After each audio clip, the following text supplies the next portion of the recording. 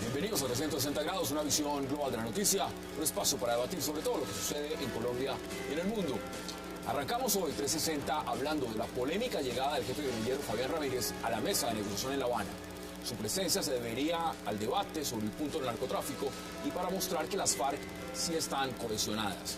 El segundo al mando del bloque sur, quien tiene vigente circular roja y 32 órdenes de captura por delitos relacionados con desplazamiento, homicidio, desaparición forzosa, llega vía Brasil a Cuba y según algunos rumores en momentos en que estaba siendo cercado por las Fuerzas Armadas. Debate sobre Fabián Ramírez en Cuba esta noche en 360. Y también hablaremos de los resultados de la llamada gran encuesta. Por primera vez, podemos decir, en este mes el presidente Juan Manuel Santos derrota al voto en blanco. El presidente Santos sube al 28% de la intención del voto a la reelección, según la gran encuesta de medios realizada por Ipsos Napoleón Franco. Voto en blanco cae al 24%, Oscar Iván Zuluaga mantiene el 8% en el segundo lugar y el expresidente Álvaro Uribe lidera la votación al Senado y así muchos otros datos que estaremos debatiendo esta noche. Y al cierre, también hablaremos de la crítica situación en Venezuela, donde ahora existe orden de captura contra otro líder opositor, Carlos Vecchio, el coordinador político del movimiento del encarcelado Leopoldo López. El Ministerio Público señala a Vecchio de la comisión de los delitos de determinador, incendio, instigación pública y asociación para delinquir. Irá tras las rejas otro líder opositor en Venezuela, justo en momentos en que Nicolás Maduro supuestamente llama al diálogo. Debate hoy en 360 y no se muevan, que ya en segundo le damos la bienvenida a nuestros invitados.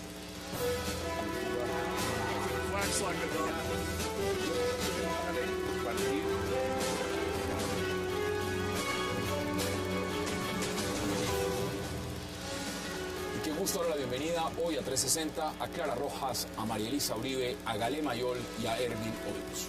Qué gusto y gracias que hayan aceptado esta invitación esta noche. Muchas gracias por invitarnos. Vámonos de inmediato al tema de Fabián Ramírez. Ervin, Fabián Ramírez es un nombre que usted conoce. Ese nombre a usted, por razones obvias, y ya me las va a contar, a usted le suena. ¿Cómo ve la llegada de este hombre a la mesa de negociación en La Habana?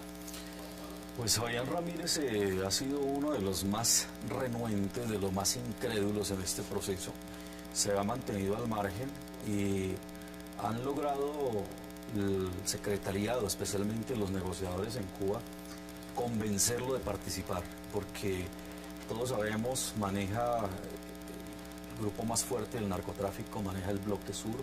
El Bloque Sur va a ser uno de los frentes que, si se logra el acuerdo, si se firma el acuerdo de paz, va a ser uno de los grupos que va a permanecer para posteriormente integrar la fuerza que los va a proteger a ellos en la futura campaña que ellos piensan. ¿El hombre tenía plan de matarlo a usted? Claro, él se me debe 3 años de exilio.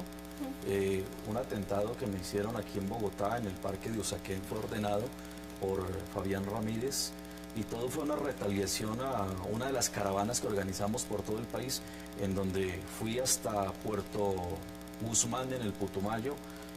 Allá hicimos una muy fuerte manifestación contra las FARC exigiendo que liberaran a los secuestrados. La familia de él vive allí y lo que supimos es que a raíz de la presencia policial, la policía y el ejército nunca habían entrado a Puerto Guzmán, sino hasta la vez que fuimos en la caravana. Él tomó como muy personal eso, el hecho de que su familia se hubiera tenido que ir de la zona, y a raíz de eso... Y no es cualquier cosa salvarse de ser objetivo militar de las FARC. Porque es una orden del secretariado, y el que la ejecuta pues es él. Claro, bienvenida. Hola. ¿Usted conoció a Fabián Ramírez? Sí, desafortunadamente fue mi secuestrador, ¿no? ¿Ese fue su secuestrador? Él es el número 2 de Joaquín Gómez. Realmente yo tuve oportunidad de hablar con él un par de veces, no sé. ¿Cómo era? ¿O cómo es? Pues no es fácil de describir a las personas de las FARC, ¿no? Finalmente él se presentó en algún momento, yo no sé si ustedes recuerdan cuando nos hicieron esas primeras pruebas de supervivencia, pues él vino acompañado a Joaquín Gómez a eso. Vino al campamento en el que estábamos Ingrid y yo solas en ese momento, y vino y se presentó y básicamente era a hacernos estas pruebas de supervivencia. ¿Cómo lo ve usted hoy sentado allá? Pues digamos? me sorprende, realmente me sorprende varias cosas. bueno, me toma como fuera de base. No esperaba que llegara así. Hubiera esperado un pronunciamiento de pronto previo del gobierno, incluso de los negociadores, en que nos avisaran cómo iba a ser eso. También me hubiera gustado como un pronunciamiento de las FARC previo, pidiendo perdón no solo a las víctimas del conflicto, sino también al país en general. Yo creo que eso es bien importante. Y bueno, esperar a ver qué explicación tiene el gobierno de cómo se van a desarrollar los eventos, porque sin duda, ¿Y Fabián, qué es lo que puede aportar? No se ha especulado realmente si este hombre lo que viene a hacer es a demostrar si realmente las FARC están cohesionadas o no. Entonces, Gale, ¿usted cómo lo ve? Fabián Ramírez en la mesa. Yo creo que están tratando de mostrar una cohesión evidente y creo que están dando un paso definitivo a un fin del conflicto. Eso es un primer inicio y yo creo que coincido con Clara en eso. El gobierno nacional debió haberse pronunciado. Los colombianos debemos saber quiénes son los actores y quiénes son los que van a participar en esta mesa para que de alguna manera sepamos hacia dónde están yendo las negociaciones. La gran insatisfacción que existe en muchos colombianos es que no saben qué está pasando allá. Entonces el corte de comunicación genera eso, genera especulación. Entonces no podemos dar a un proceso de paz que estamos dando a miras del país especulación. Tenemos que saber este actor principalmente a qué viene a esta mesa. ¿Cuál es su análisis, María Luisa? Bueno, por un lado creo que varios de las FARC que fueron llamados ahora estuvieron relacionados con el Caguán. Eso me sorprende. Si es que esto va a fortalecer el proceso, trata también de dar una cohesión, un sentido de cohesión cuando se tiene la idea de que hay unas disidencias que no están en el proceso, pero lo que sí me preocupa es cuántos más negociadores tienen que haber, representando a las FARC y alargando el proceso, porque en un inicio se presentaba el proceso con un término definido y ahorita pareciera que se están sumando negociadores y no se suman negociadores de otros grupos como las víctimas, por ejemplo. Podemos analizar que Las mujeres. si aquí se han dado unos hechos importantes, cada que hay una presión militar en alguna región, se está volviendo la estrategia de poner a los comandantes, los más importantes cuadros de las FARC a salvo. Recordemos cuando Uribe reveló las coordenadas de los llanos que se iban a dar para sacar a unos comandantes y llevarlos a Cuba. Efectivamente estaban presionados y lo sacaron a Cuba. Pablo Catatumbo estaba rodeado allá en la zona donde lo tenían, inmediatamente suspendieron las operaciones militares y lo pusieron a Cuba.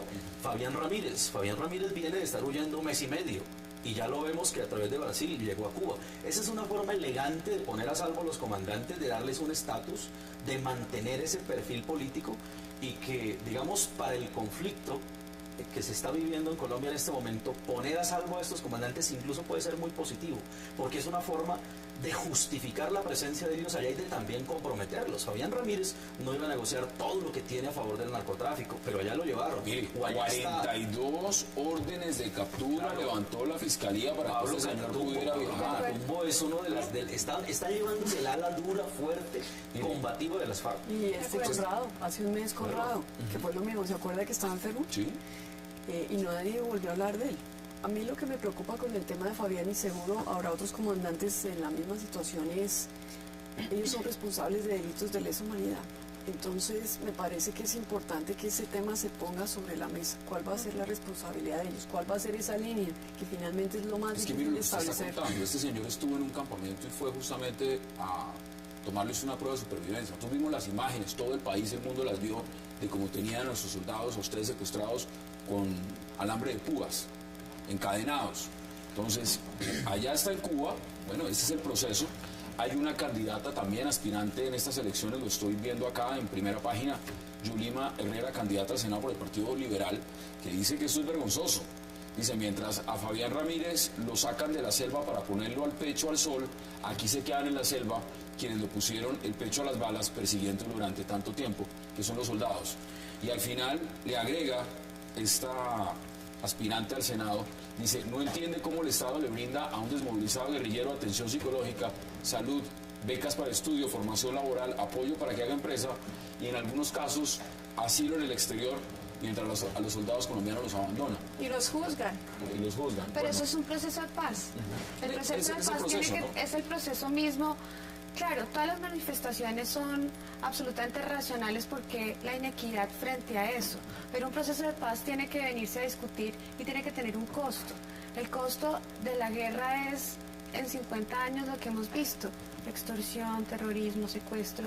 Entonces, de alguna manera tenemos que sentarnos ante la opinión pública y decir hasta qué punto vamos a negociar, qué están haciendo. El desconocimiento es lo que ha llevado a que este tipo de debates se polaricen. acá hay problema es que- declaraciones, el mire, problema es- veamos las declaraciones de lo que ha dicho Iván Márquez desde La Habana y volvemos a la mesa. La llegada de Fabián, Fidel y Jairo significan el compromiso de las FARC por buscarle una salida política al más largo conflicto interno del hemisferio. Si hay tanto interés del gobierno de Bogotá en la bendición de los Estados Unidos, las FARC insisten en que se viabilice la participación de un representante del gobierno de este país en el proceso de conversaciones. Mira, aquí estamos discutiendo un tema que es de interés de los Estados Unidos, ustedes lo saben. Nos referimos a sustitución de cultivos de uso ilícito y al problema del narcotráfico. Y como ustedes pudieron darse cuenta, ante la revelación de la agenda del ministro Pinzón, en los Estados Unidos, quien realmente define qué se hace o no en esta materia es el gobierno de los Estados Unidos.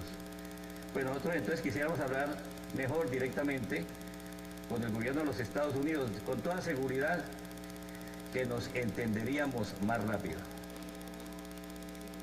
Nos entenderíamos más rápido con los Estados Unidos. Vengan, siéntense en la mesa y hablamos con ustedes. De paso hablamos de Simón Trinidad y todo lo demás y las víctimas como que las dejemos para después. Empecemos a redondear porque vamos a ir a la pausa a cambiar de tema. ¿Cuáles son sus conclusiones sobre lo que puede significar Fabián Ramírez en la mesa? Uno, creo lo mismo. O sea, creo que las víctimas están blanqueadas, están invisibles y se aumentan unos negociadores porque no aumentan la parte de las Al víctimas. parecer son 30, envían, si viajaron en este caso 3, entonces 3 se devuelven. Y tienen que mantenerse un número equilibrado como de 30 de la delegación de las FARC y 30 de la delegación del Pero gobierno. debería haber la voluntad de que representación de víctimas fuera más clara. Más clara. Conclusiones. Creo que es un avance y también creo que las víctimas las están dejando para después y eso es lo que el gobierno colombiano tiene que oír a la población. Las víctimas se tienen que sentir representadas, las mujeres se tienen que sentir representadas para ver en qué vamos a terminar en este tipo de acuerdos. Usted lo decía, ¿no? Secuestrador, criminal de lesa humanidad, dedicado al narcotráfico, bloque sur, los más violentos de las FARC. Así es. Allá está. Allá está. ¿Cuáles son sus conclusiones? Pues no, yo todavía, ustedes entenderán que para mí es difícil, ¿cierto? Pues estoy sorprendida y repito, me hubiera gustado que el grupo negociador y el propio gobierno hubiera explicado antes cómo iba a ser ese proceso. Comparto con Erwin y con todos que es un avance. Y bueno, pues a la larga entonces que llegue ya Timochenko, ¿no? Pues verlo decidir.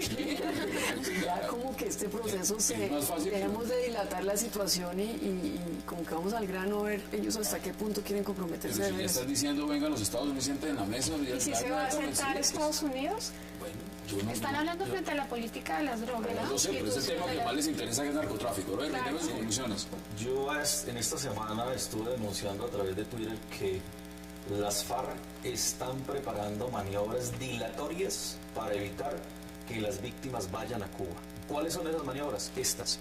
Justamente llevar a los más importantes comandantes para que el gobierno sienta que efectivamente las FARC tienen con qué presionar, mantener y sostener el proceso y a cambio de eso, a cambio de ese compromiso que le quieren demostrar las FARC al gobierno, no hacer presencia con las víctimas. ¿Por Para qué llamar. dilatorias?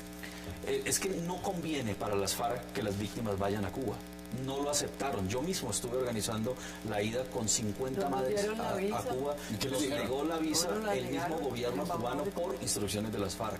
Y ahora están haciendo lo mismo. Ahora va a ser el gobierno colombiano el que participa de esta decisión porque consideran no conveniente. Las FARC no quieren tener a las víctimas en Cuba. Ahí vamos a la pausa. Al regreso vamos a hablar de una gran encuesta y, por supuesto, de esos resultados que hablan de todo. Congreso, presidencia y demás. Ya regresamos en 360.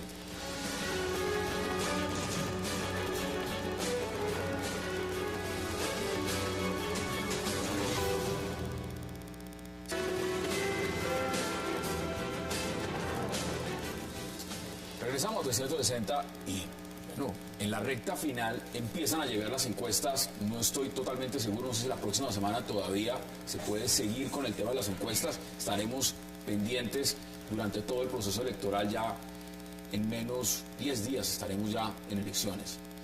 Ahí está la primera gráfica.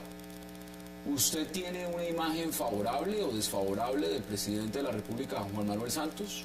Favorable 52%, desfavorable 41%, no lo conoce, no opina el 7%. Bueno, menos mal lo conoce todo el mundo, porque hay unos que no los conoce, no los conoce, mejor dicho, nadie. Pero bueno, 52% ha mejorado, pero además el presidente tiene un punto que lo favorece. Mantiene el liderazgo en primera vuelta, con un 28% en la intención de voto. Estaría subiendo un poquito. Clara, ¿cómo ve usted eso? ¿Está definido ya? No, no ¿O está falta definido, no está definido, pero sin duda muestra una tendencia positiva a favor del presidente, lo cual es muy bueno. Nosotros hacemos parte del Partido de Unidad Nacional y vemos esto como el arranque para la campaña. Yo realmente lo veo muy positivo. Hasta ahora empezamos. Ahí están viendo los televidentes mientras vamos nosotros debatiendo lo que significarían primera vuelta, segunda vuelta y demás. Gale, ¿cómo lo ve usted? ¿El voto en blanco cómo está? ¿El 20, Mire, 23? el voto en blanco en esta baja un poquito, pasa del 27% al 24%, es decir que en la gran encuesta de Ipsos, Napoleón Franco, el presidente por primera vez pasaría el voto en blanco. Lo pasaría. ¿Eso lo ve usted favorable? Pero por supuesto, eso significa que la abstención, el voto en blanco ya no está ganando, o sea, ya no se le está engañando a la opinión pública el que el voto en blanco es el Poncio Pilatos que va a venir a salvar. ¿No le gusta la idea del voto en blanco? No, no me gusta. Me parece que es irresponsable. Me parece que el voto en blanco ha traído más polarización al país, ha hecho que las personas no se informen, que desinformen a la opinión pública, y me parece que la promoción del voto en blanco simplemente obedece a un interés personal que no tiene ningún tipo de solución. Entonces me parece muy positivo. Pero mire, hay personas como Gustavo Bolívar que lo defienden abiertamente. Sí, pero Sí. yo abiertamente también le he dicho a Gustavo Bolívar que él no puede justificar y seguirse justificando que todos los políticos somos corruptos y somos unos ineptos, si no nos conoce. Esa es una de las razones por las cuales hemos hecho estos programas y nos gusta que vengan personas como usted que están aspirando, igual María Elisa que está aspirando también a la Cámara, que muchas personas dicen, bueno, ¿y yo por qué voto?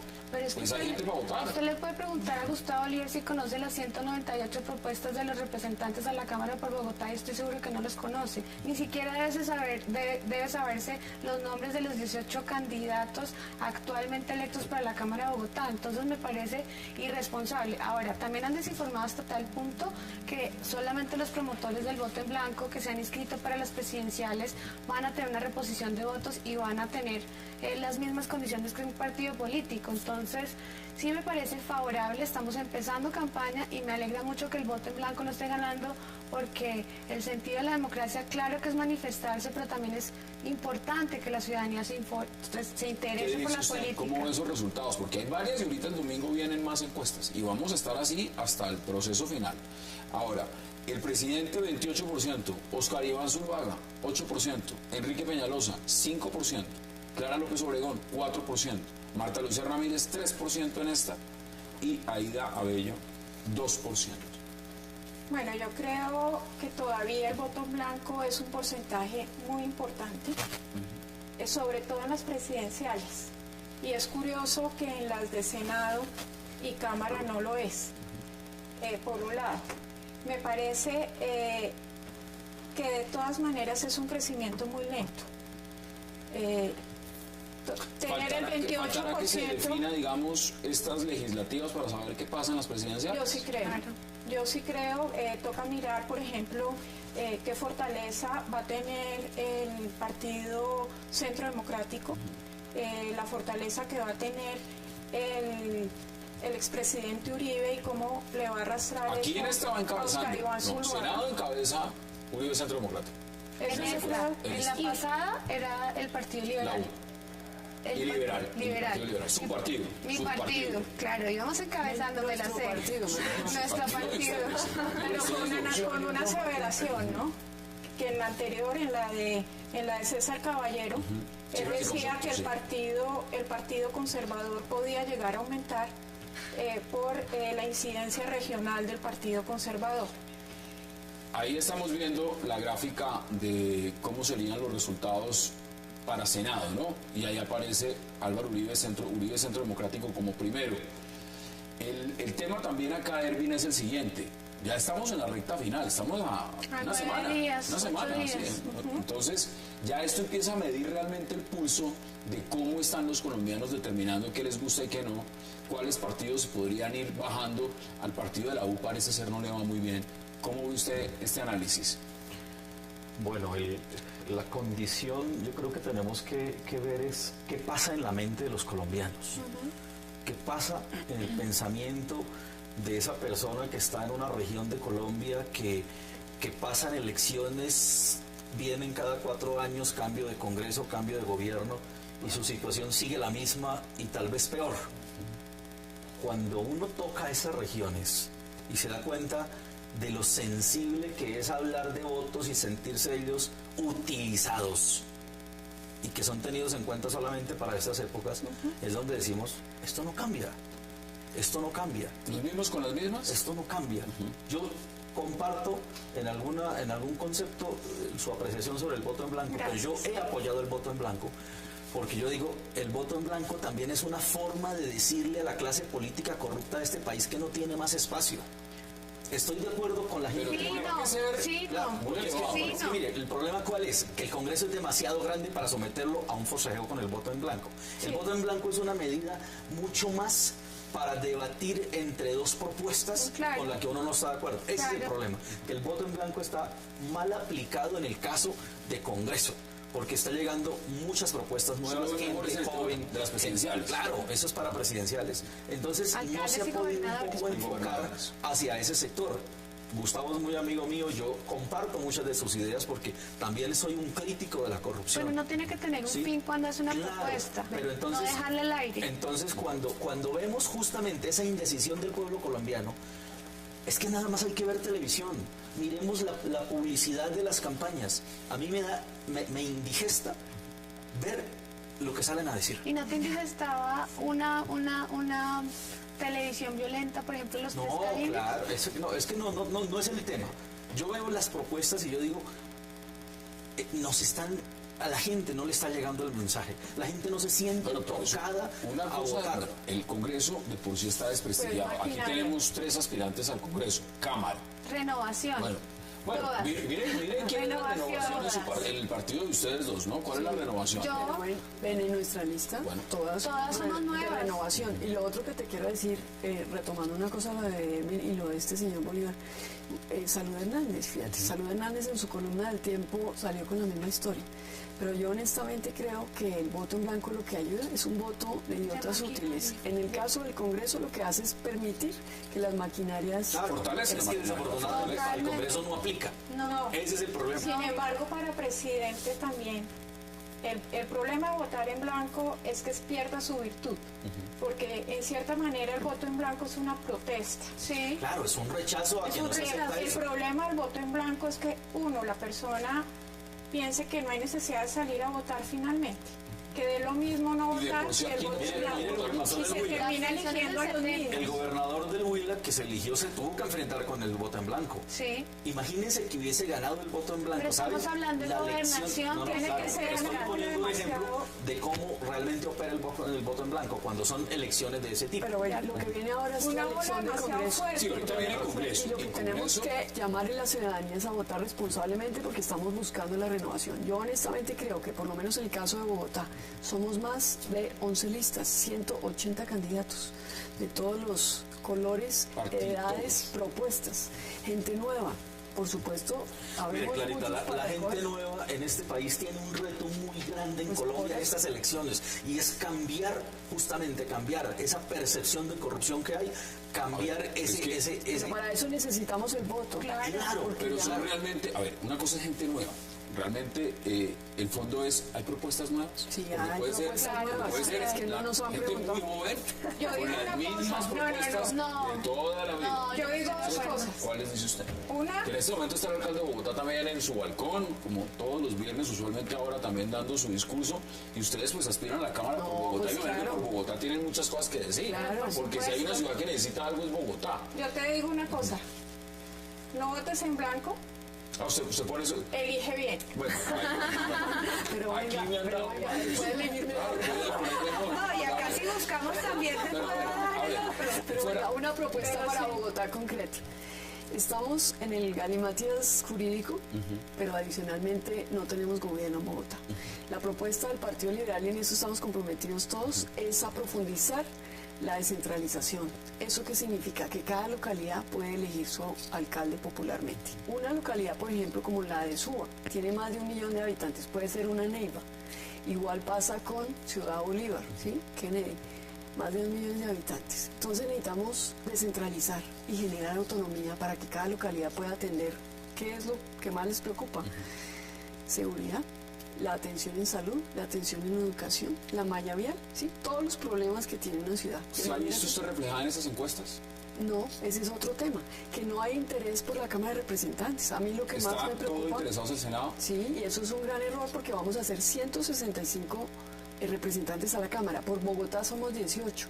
Y Bogotá, por el presupuesto y la dimensión de los problemas, necesita gente capaz que entienda las situaciones y pueda pues participar activamente. ¿Qué No, podemos hacer los al lado congresistas? de este estudio donde estamos grabando este programa queda el Consejo de Bogotá, y desafortunadamente hasta para elegir los concejales de Bogotá tenemos, yo creo que hay muy buenos concejales, pero tenemos unos concejales que son lamentables. No, Lo casi estamos todos. viendo en el manejo. Casi En el todos. tema del de manejo calidad, del El tema de esta problema situación. del que Yo tenemos sí es creo eso. que para el caso de Bogotá se está exigiendo una firme representación de Bogotá. Que uno muchas veces los representantes a la Cámara, 18 representantes a la Cámara, y con todos los problemas de Bogotá, ¿qué pasó? ¿Dónde estaban? ¿Dónde está esa bancada? Y yo creo que sí se va a exigir hoy a los representantes a la Cámara que salgan elegidos, que realmente sus banderas sean Bogotá. Porque el control político para Bogotá va a ser esencial, el control político para el metro, que en el Plan Nacional de Desarrollo que aprueba el Congreso, realmente Bogotá tenga un sentido de urgencia, un mensaje de urgencia para los temas de Bogotá. Eso es Bogotá en este momento. Sí, Mire, totalmente. Escuchemos qué está pasando en Bogotá en este momento, a las 8:30 p.m. Miren, 1,5 millones, 2 millones de ciudadanos y ciudadanas bogotanas les dijeron abiertamente no al gobierno de los 8 años, a los falsos positivos, a la arbitrariedad, a la antidemocracia, a la violencia, a la guerra, a la ignominia, a la esclavitud que pretende volvernos mentalmente unísonos, uniformarnos. A las 7 en punto salió el alcalde, son las 8:30, estamos en vivo, hora de Bogotá, Quito y Lima, nos están viendo en todo el país y en varios países por la señal de Cable Noticias. ¿Ese es Bogotá en este momento? Esa es Bogotá. ¿Esa es Bogotá? Bogotá se está volviendo un halo presidente cada 8 días en la Plaza de Bolívar, y yo quiero informarle a toda la opinión pública que yo soy la primera persona del Partido Liberal que voy a apoyar de frente la ¿Y revocatoria qué le dijeron en su de... partido? Pues yo creo que la libertad de conciencia me permite estar acá diciendo 650.000 firmas nos hacen acreedores para que nosotros los próximos días estemos trabajando para que Bogotá vuelva a tener una pertenencia. Es cierto lo que están diciendo ustedes, Bogotá no tiene ni un tipo de doliente. y no tiene doliente y no se han hecho debates públicos serios donde nuestros representantes a Bogotá nos digan qué hicieron estos 4 años. Vamos a ver también si hay las exigencias, por eso proponen, como el senador Suárez, que está un cambio en el modelo electoral, ¿no? Vamos a la pausa en 360 y ya regresamos para seguir hablando de encuestas y mucho más.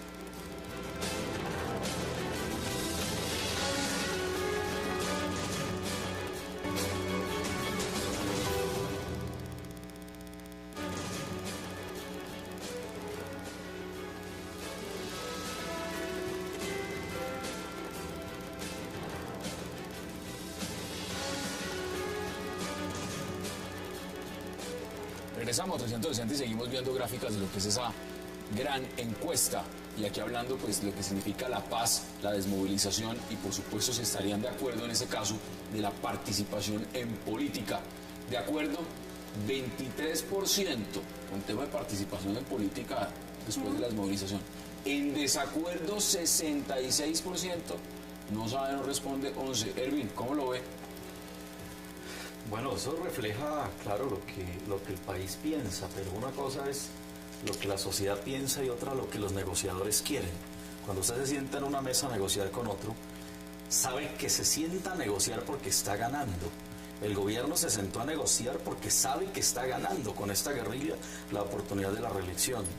La guerrilla se sentó a negociar porque saben que están ganando unas condiciones que les conviene, entre esas impunidad, no tocar los dineros que tienen del terrorismo, del narcotráfico, el secuestro, condiciones a nivel de justicia penal internacional, y eso es una gran ganancia en medio de una confrontación como la que hemos tenido. Y le agrego esa gráfica, otra que tengo acá, 57% no cree que los diálogos entre el gobierno y las FARC lleguen a un acuerdo, a un punto final, un acuerdo final de paz, y el 60% quiere que los guerrilleros paguen cárcel.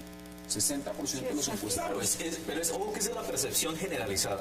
Y eso es una cosa, y otra, lo que necesitamos que ocurra.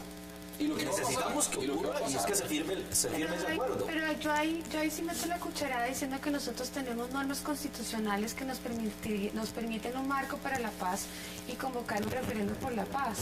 Este referéndum por la paz se abrirá a la opinión pública para que nos digan ese 62, ese 54%, qué opinan si estas personas tienen que participar o no en la política, para que nosotros ajustemos. Bueno, de todas maneras, para que haya paz tiene que haber una generosidad jurídica. Claro, tiene que haber pero hay demasiado pesimismo. O sea, creo que ese porcentaje está diciendo que la gente sí quiere paz sin impunidad. Ese pesimismo lo construyeron las FARC desde que llegaron a Oslo.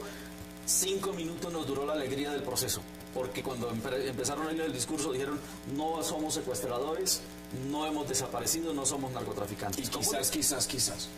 O sea, ¿cómo vienen a decirle eso a un país como Colombia? Mire, yo estoy seguro que si las FARC hubiesen dicho: este conflicto ha dejado muchas víctimas, vamos a investigar, vamos a colaborar con las víctimas para encontrar los restos, mire, con esa actitud de nobleza que les hubiera costado 30 segundos, se habían ganado el país, pero la arrogancia hizo que se echaran el país encima. Claro, ¿cómo ve usted? Porque pues en el tema de la paz también lo miden las encuestas, y vuelvo y digo, 57% no cree, en esta encuesta del día de hoy, eso es una foto del día de hoy, no creen que estos diálogos entre el gobierno y las FARC lleguen a un acuerdo final de paz, y el 60% quiere que paguen cárcel los guerrilleros. Bueno, yo lo que creo es que para el presidente y para el gobierno es un inmenso desafío tratar de transmitir el mensaje y tratar de ambientar la situación de lograr un acuerdo de reconciliación en los términos que señala Erwin, porque sin duda si se sentaron es porque hay necesidad de conciliar unas situaciones.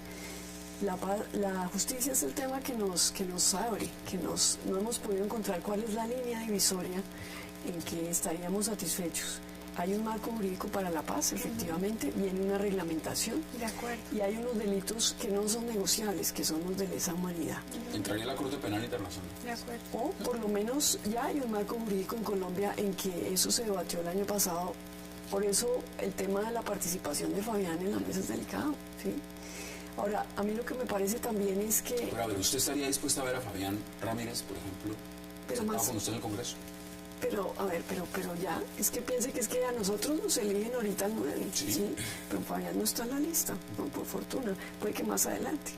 Puede que más adelante. Pero mire, cada día con su afán, nosotros ahora nos van a elegir para estos 4 años. Yo creo Tiene además un congreso muy importante, la misión que va a tener ese claro congreso. que sí. Uno es reglamentar lo del marco jurídico de la paz, establecer la línea divisoria, establecer unas responsabilidades y abrir esa participación política. Yo creo que el gobierno no se va a dar el palo de poner en el Congreso a personas como Fabián Ramírez, como Timochenko, como Lo han dicho, el gobierno ha dicho que no lo van a hacer. La Y responsabilidad tiene que no lo van a ser. hacer. Además que tendría una responsabilidad política internacional muy fuerte.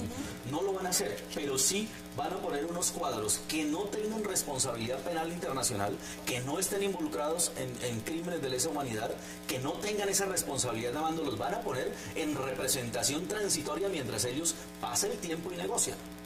Eso sí lo pueden hacer y lo van a hacer, y ese es el manejo.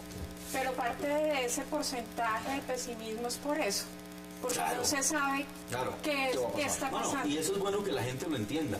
Mire, yo siempre le digo a mis oyentes en el programa cuando hablo de esos temas, digo, tengamos absolutamente claro que una persona que tenga crímenes de lesa humanidad no puede participar en política, pero es que si lo quieran meter el gobierno no lo van a poder hacer. No lo van a poder hacer, porque tendríamos que pasar justamente por un referendo, por una modificación de la ley, etcétera, etcétera, etcétera, y este Congreso apenas va a llegar a trabajar en esos temas. Ahora hablemos de partidos, porque también las encuestas miden partidos, y en ese sentido, ¿cómo siente que le va a su partido, al Partido Conservador? El Partido Conservador, más o menos siempre, cuando llegan estas legislativas, se mantiene en un estándar en el tema de curules, no hay una variación muy grande. ¿Cómo cree usted que le va a ir? No, yo creo que el partido obviamente se va a ver afectado. Se va a ver afectado pues por el Centro Democrático, pues por Uribe, pero sí creo, como dice la encuesta de César Caballero, 13 curules. 13 le da a los conservadores. 13, pero hace la aclaración de que puede haber 11 más posibles. Eso significa que realmente termina conservándose. ¿Por qué? Porque tiene una organización, una disciplina, una maquinaria de regiones que le permitirá, en cierta manera, mantenerse. ¿Y a los liberales? ¿Es optimista? Totalmente.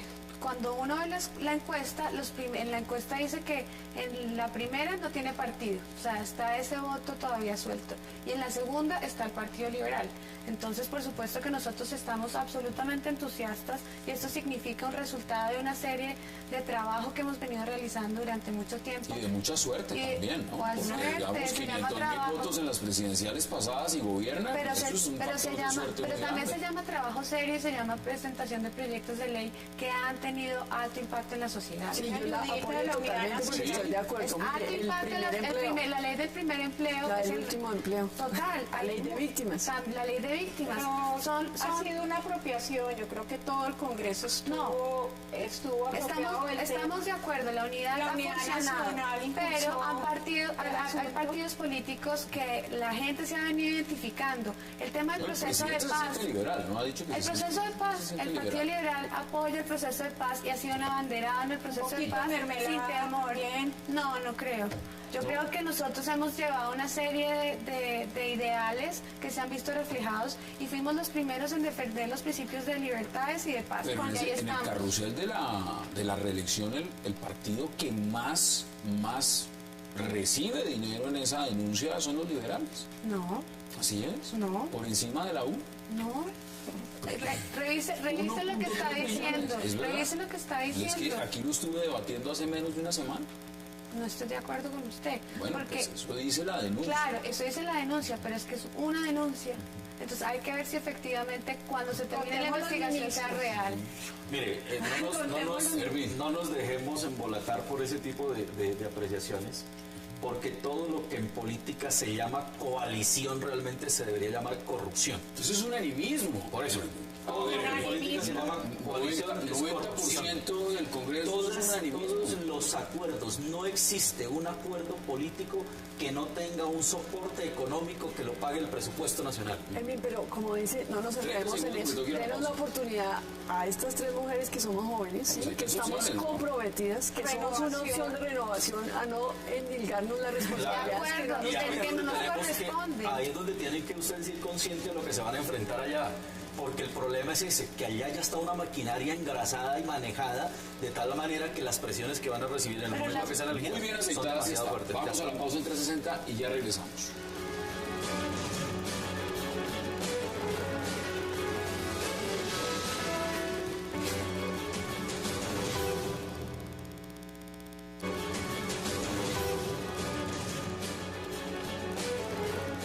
Regresamos a 360. Aquí hemos hablado mucho de los verdes, de todo lo demás, pero denme conclusiones de lo que significan estas encuestas. Yo vuelvo y digo, las encuestas son una foto, eso es un momento en el tiempo, no son más. Ese momento puede cambiar, mañana puede ser otra cosa. Erwin, ¿cuáles son sus conclusiones sobre lo que nos están diciendo las encuestas hoy en día? Yo creo que las encuestas están mostrando, como siempre, un mercado de encuestas, una cifra. Sí. Hay que venderle al medio que contrata la cifra más atractiva para que los candidatos le apuesten allí, porque es que también se mueve mucho Para que dinero. se animen, ¿no? Para que se animen. Esto mueve mucho dinero. Las encuestas, detrás de eso hay un medio, ese medio mueve 12, 15 mil millones en pauta y hay que contratarlas porque es que si no, Clarita no pauta, la señorita no pauta y nadie pauta. Entonces toca hacerlo. Así funciona esto. Esto no es más que un mercado de ilusiones. Yo creo que al final se verá el humo y es el día de las elecciones. Esa es la mejor encuesta. Hay unas tendencias y esas tendencias las marca el que más tiene dinero para poner justamente pauta, para figurar. Hay personas que no la tienen y que venden muy buenas ideas. A mí me da mucho pesar con los que no tienen todo el dinero y el voto de opinión. Por ejemplo, Clara. Yo sé que Clara lleva mucho voto de opinión y los que no tienen la oportunidad de salir en medios y mostrarse y decir sus propuestas. O financiación del Estado. ¿Cuáles son sus conclusiones?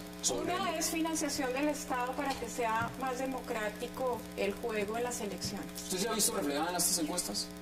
Ah, no, pero de aquí a que las encuestas de la Cámara sobre por eso lo pregunto, digamos, en medios se les ha dado la la única oportunidad de encuesta salir es mi en el- optimismo de salir. ¿Sí? Pero ese es el más importante al final de ¿Cierto? cuentas. Ese es el más importante. Pero sí creo que en el caso de las presidenciales, realmente todavía lo que sí se ve es un camino para primera vuelta y que no se va a resolver el tema en primera vuelta. Eso marcan todos, aunque los que están en oposición al gobierno, al presidente, sumados todos me alcanzan a Juan Manuel Santos. Luego todavía creo que Marta falta mucho Lucía camino, ¿no? Ramírez de Rincón puede ser la tercerita. Bueno, ahí está la posición. ¿Cuáles son sus conclusiones sobre estas encuestas? Creo que en temas presidenciales estamos empezando y hemos aumentado. En temas de Senado, pues efectivamente el Partido Liberal va a ser una fuerza importante en estas próximas elecciones. En tema de Cámara, el voto de opinión está totalmente desaparecido. Estoy a diferente, de hecho ahí contradigo lo que acabas de decir, porque los candidatos a la Cámara no han tenido espacios porque hemos tenido, por lo menos los de Bogotá, hemos tenido una serie de circunstancias que nos... Bueno, los que aspiran por Bogotá tienen el chicharrón más interesante también, ¿no? Que es Petro, pero de alguna manera nos cierra el espacio, porque todo el mundo le abre el micrófono a Petro. Tú mismo lo dijiste hace un momento, ya estamos cansados de oír solamente a Petro y la realidad es que vamos a elegir Hay muchos temas, ¿no? Bogotá tiene muchos tiene temas. demasiados temas. Tiene demasiadas temáticas y demasiadas aristas. Es la ciudad más grande del Pero país. adicionalmente le piden a Y uno como si 200 uno fuera candidatos. alcalde. Entonces es ahí donde empieza el desencanto, porque la gente no sabe para qué sirve el Congreso ni para qué sirve la Cámara. ¿Cuáles son sus conclusiones? Claro. No, mi conclusión es que hay que decirle al electorado la importancia de interesarse por los representantes a la Cámara. En el caso de Bogotá somos 18 personas los que vamos a llegar allá y tenemos que tener las mejores calidades, el compromiso y la transparencia para poder ayudar a salir adelante. ¿Usted cree que los que están en este momento representando a Bogotá en el Congreso, en la Cámara por Bogotá, han hecho un buen trabajo? No, para nada. Es más, de la encuesta que hicimos... Y hablemos de las administraciones pasadas, porque es que no solamente son propuestas para Bogotá, proyectos de ley, es control político en la ciudad, claro, es todo Se lo vuelven demás. nacionales Es y que no ni siquiera se han representación de reunido, Bogotá. ni siquiera se han reunido con el alcalde para fijar una política clara hacia dónde van a llevar a Bogotá. Con Pero, eso le pero digo les doy todo. un dato más. La gente, si hoy les preguntamos, no se acuerda quiénes son los representantes. No No saben los Ni saben nombres. cuántos son, ni saben la importancia de lo que representa. Pero yo creo Pero en el caso nuestro no va a pasar lo mismo, Para porque nada. nosotros vamos a estar ahí. De Pueden acuerdo, hacer bancada, Bueno, pero aquí hay tres la caras que diferencia es quieren el ir a control la Cámara. político. Bancada femenina, porque acuérdense que las mujeres tenemos que estar representadas por Bogotá. Las mujeres tenemos una enorme responsabilidad, no solamente por el país, sino que las mujeres tenemos que invitar a votar por las otras Bueno, pero mire mujeres. que en estas No más elecciones hay apatía. 3 mujeres aspirando a la presidencia. 3 mujeres por el Partido Conservador, por la UP Claro. y por el Polo. La concepción política ha cambiado, pero las mujeres desafortunadamente no votan por las mujeres, y yo invito esta noche que las mujeres se empoderen un poco más de los temas nacionales y los temas de Bogotá. Aquí hay 3 caras por Bogotá. Ahora les quiero cambiar de tema. No quiero dejar pasar esto de lado porque hemos hablado mucho sobre Venezuela. Estamos muy pendientes de lo que está pasando en Venezuela. El otro día estuvo también una compañera de ustedes acá del Partido Liberal. Dijo, yo no hablo de Venezuela. Yo no hablo de Venezuela. ¿Usted habla de Venezuela? Pero por supuesto que sí. ¿O esos son asuntos internos y usted no se mete en los No, asuntos por internos? O supuesto la que bancada sí. liberal dice, Y nosotros no como hablamos de joven, y asuntos como internos. joven más. ¿Y cómo ve lo de Carlos Vecchio? Les comento quién es Carlos Vecchio. Leopoldo López es la cabeza del partido Voluntad Popular en Venezuela. El segundo es Carlos Vecchio. Y en este momento ya tiene orden de captura también. El segundo hombre de este partido político, ya lo estamos viendo en la imagen, va a ser detenido, arrestado por comisión de delito como determinador en incendio, intencional, instigación pública, daños, asociación. ¿Cómo ve usted ese panorama? Pues preocupante, pero uno tiene que dividirlo. Hay un tema político real, que los jóvenes tienen todo el derecho de salir a manifestar en lo que no se encuentran de acuerdo, pero el gobierno también va a tener que empezar a oírlos. Y va a tener que empezar a oírlos porque esto se va a volver una crisis social, y ya estamos viendo, ya lo es. 17 muertos ya explican qué es lo que está pasando allá.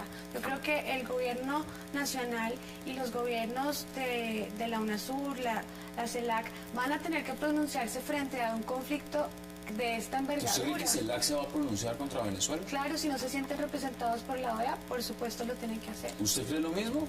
¿CELAC es los CELAC, hermanos pero por Castro, supuesto. Maduro y los Si demás no y se los OEA? Ese es un hagámonos pasito entre todos. No, tienen que pronunciarse. Ese grupo no se va a pronunciar porque eso lo lideran los Castro. Se sustenta con el petróleo de Venezuela. Pero no Hay van a muchos reconocer la OEA. intereses regionales allí. Hay muchos intereses en mantener, obviamente, Maduro. El forcejeo que va a hacer es el del poder del Estado para dominar la oposición. ¿Quién nos dice Y esto? esta es una forma de controlar y de dominar la oposición.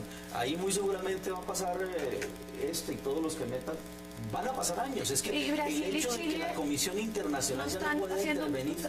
Brasil, a ver, la diplomacia es el arte de manejar la hipocresía. Todo el mundo es Estoy de hipócrita acuerdo. frente a estos problemas. Claro, sé cómo ve lo que está pasando en Venezuela, porque ya es una crisis. Sí, es muy grave realmente, y no es de ahora, eso ya viene de años cocinándose. Pues a mí me duele honestamente, siento a Venezuela como un país hermano. De hecho, en la presidencia del presidente Chávez fue él quien participó en el gesto humanitario para que yo saliera libre.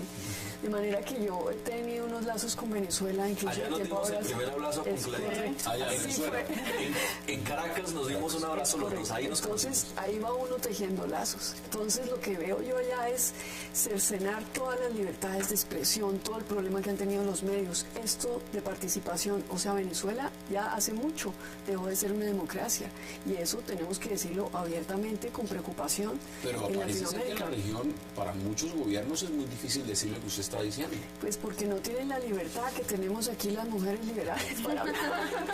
Pero nosotros lo acuérdese que el podemos presidente expresar. acá se siente liberal, ¿no? En el fondo se siente liberal y ha dicho Pero que él es liberal. Sí, pero ese es ¿Qué otro dice, tema. ¿qué dice usted? Porque No, mira, yo que hay creo dos que- liberales que- diciendo cosas y el que se siente más liberal Yo no dice creo lo que la mismo. situación es muy grave. Creo que esa situación se refleje en Colombia o tome visos similares con la sublevación un poco, por ejemplo, de Petro.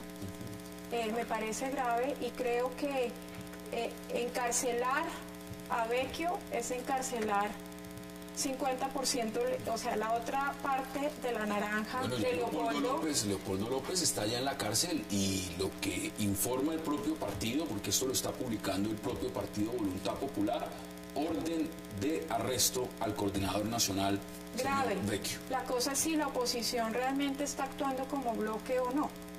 Porque se pregunta uno también, Capriles, ¿qué papel está jugando? Y se están ayudando. Y en cambio el régimen dictatorial Yo creo que está fuerte. la oposición está, Nos queda menos de un minuto, está haciendo 20 un papel segundos. importante ahí, y es que se están dejando encarcelar. Eso es importante. Pero ¿y qué pueden hacer? no, resistir, aguantar, va a llegar el momento en que eso detona. Pero si Venezuela está participando en un proceso de paz y fue garante de un proceso de paz, ellos mismos tienen que tener un proceso interno de paz. Ellos, me explico, Venezuela fue uno de los gobiernos que más participó para facilitar la paz y miren el ejemplo que está dando. Pero Maduro sí está lejos de eso, yo creo. Por ejemplo. ¿No? Ahí están las posiciones. Esa es la contradicción. Esos son los puntos que Así agregar algo en 10 sí, segundos. claro. Los invito a votar este 9 de marzo L101 de tarjeta. Bueno, no, pues Tiene 103. el Consejo Nacional Electoral nos permite decirles a ustedes cómo hacerlo porque nos sancionaría, pero ahí están las posiciones. Aquí hay 3 candidatas, las buscan en el tarjetón y ustedes escogen la que quieren. Sí, gracias. Gale Mayor, gracias por aceptar la invitación. A ti, muchas gracias. María Elisa Uribe, gracias también. Muchas gracias Y mucha a suerte. ustedes. Clara, mucha suerte también. Muchas Erwin, gracias. usted no está aspirando, pero Ni voy a aspirar. ni va a aspirar tampoco. Estoy para vigilar la tendencia. Está para vigilar, pero gracias también por aceptar la invitación. Gracias. A ustedes gracias por acompañarnos. Recuerden, nos vemos el lunes a la misma hora, 8 p.m. para seguir debatiendo toda la agenda política de Colombia y del mundo. Y gracias por acompañarnos.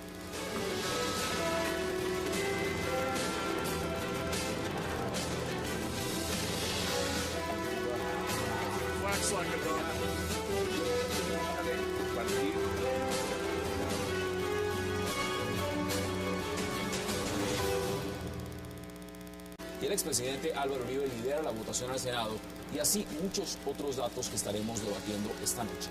Y al cierre, también hablaremos de la crítica situación en Venezuela, donde ahora existe orden de captura contra otro líder opositor, Carlos Vecchio, el coordinador político del movimiento del encarcelado Leopoldo López. El Ministerio Público señala a Vecchio de la comisión de los delitos de determinador, incendio, instigación pública y asociación para delinquir. Irá tras las rejas otro líder opositor en Venezuela, justo en momentos en que Nicolás Maduro supuestamente llama al diálogo. Debate hoy en 360 y no se muevan, que ya en segundo le damos la bienvenida a nuestros invitados.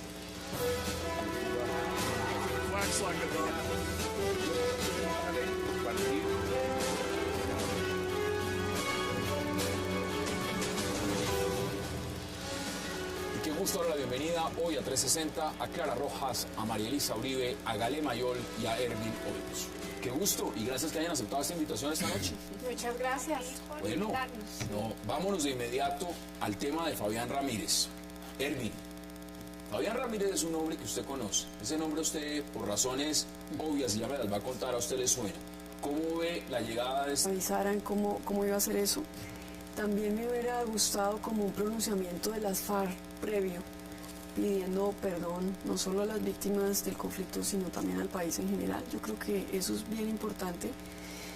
Y bueno, esperar a ver qué explicación tiene el gobierno de cómo se van a desarrollar los eventos, porque sin duda, ¿Y qué es lo Fabián, que puede aportar? No se ha especulado realmente si este hombre lo que viene a hacer es a demostrar si realmente las FARC están cohesionadas o no.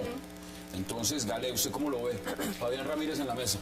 Yo creo que están tratando de mostrar una cohesión evidente y creo que están dando un paso definitivo a un fin del conflicto. Eso es un primer inicio y yo creo que coincido con Clara en eso. El gobierno nacional debió haberse pronunciado, los colombianos debemos saber quiénes son los actores y quiénes son los que van a participar en esta mesa para que de alguna manera sepamos hacia dónde están yendo las negociaciones.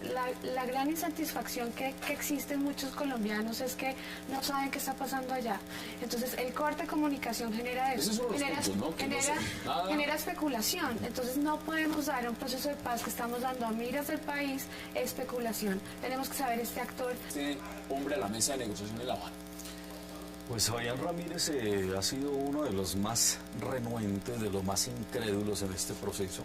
Se ha mantenido al margen y han logrado el secretariado, especialmente los negociadores en Cuba, convencerlo de participar, porque todos sabemos, maneja el grupo más fuerte del narcotráfico, maneja el Bloque Sur.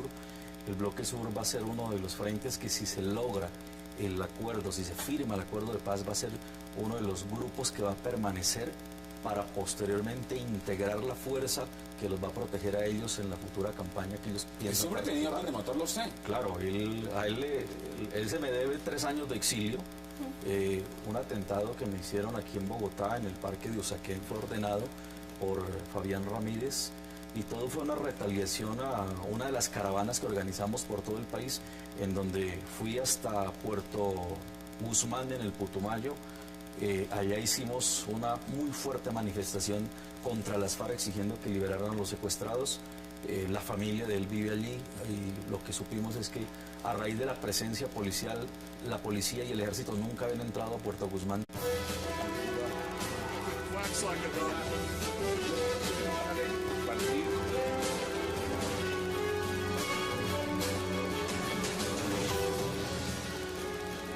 Bienvenidos a 360 grados, una visión global de la noticia, un espacio para debatir sobre todo lo que sucede en Colombia y en el mundo. Arrancamos hoy 360 hablando de la polémica llegada del jefe guerrillero Fabián Ramírez a la mesa de negociación en La Habana. Su presencia se debería al debate sobre el punto del narcotráfico y para mostrar que las FARC sí están cohesionadas. El segundo al mando del bloque sur, que tiene vigente circular roja y 32 órdenes de captura por delitos relacionados con desplazamiento, homicidio, desaparición forzosa, llega vía Brasil a Cuba y según algunos rumores en momentos en que estaba siendo cercado por las Fuerzas Armadas. Debate sobre Fabián Ramírez en Cuba esta noche en 360. Y también hablaremos de los resultados de la llamada gran encuesta. Por primera vez, podemos decir, en este mes el presidente Juan Manuel Santos derrota al voto en blanco. El presidente Santos sube al 28% de la intención del voto a la reelección, según la gran encuesta de medios realizada por Ipsos Napoleón Franco. Voto en blanco cae al 24%, Oscar Iván Zuluaga mantiene el 8% en el segundo lugar. Sino hasta la vez que fuimos en la caravana, él tomó como muy personal eso, el hecho de que su familia se hubiera tenido que ir de la zona y a raíz de eso... Y no es cualquier cosa salvarse de ser objetivo militar de las FARC. Porque es una orden del secretariado, y el que la ejecuta pues es él. Clara, bienvenida. Hola. ¿Usted conoció a Fabián Ramírez? Sí, desafortunadamente fue mi secuestrador, ¿no? Ese fue su secuestrador. Él es el número 2 de Joaquín Gómez. Realmente yo tuve oportunidad de hablar con él un par de veces, no sé. ¿Cómo era? ¿O cómo es? Pues no es fácil de describir a las personas de las FARC, ¿no? Finalmente él se presentó en algún momento, yo no sé si ustedes recuerdan cuando nos hicieron esas primeras pruebas de supervivencia, pues él vino acompañado a Joaquín Gómez a eso. Vino al campamento en el que estábamos Ingrid y yo solas en ese momento, y vino y se presentó y básicamente era a hacernos estas pruebas de supervivencia. ¿Cómo lo ve usted hoy sentado allá? Pues digamos? me sorprende, realmente me sorprende varias cosas. Bueno, me toma como fuera de base, no esperaba que llegara así, hubiera esperado un pronunciamiento de pronto previo del gobierno, incluso de los negociadores, en que nos